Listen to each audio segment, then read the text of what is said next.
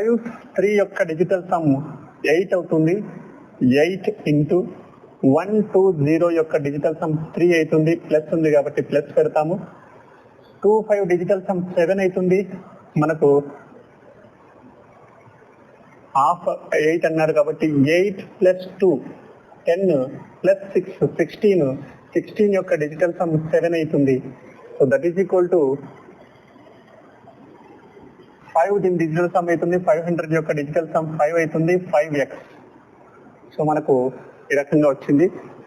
8 3 24 యొక్క digital sum 2 4 యొక్క digital sum 6 అవుతుంది. 7 7 49 యొక్క డిజిటల్ సమ్ 13 అవుతుంది. 13 కి మనం మళ్ళీ డిజిటల్ సమ్ గా తీసుకుంటే 4 అవుతుంది. సో 6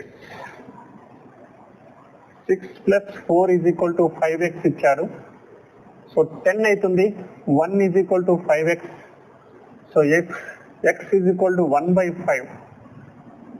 సో దీన్ని మనము డినామినేటర్ లో ఉన్నటువంటి దాన్ని కూడా మన డిజిటల్ సమ్ 1 రావాలి కాబట్టి ఇంటూ 2తో మల్టిపుల్ చేస్తాం. సో 2/10 అవుతుంది. దట్ ఈజ్ ఈక్వల్ టు మనకు x ఈజ్ ఈక్వల్ టు 2. దేని డిజిటల్ సమ్ అయితే 2 ఉందో అదే మన ఆన్సర్ అవుతుంది. సో 9 ఉంది, 7 అవుతుంది. ఇది మన ఆన్సర్ కాదు. 5 5 10. సో 10 ప్లస్ 10 2 అవుతుంది.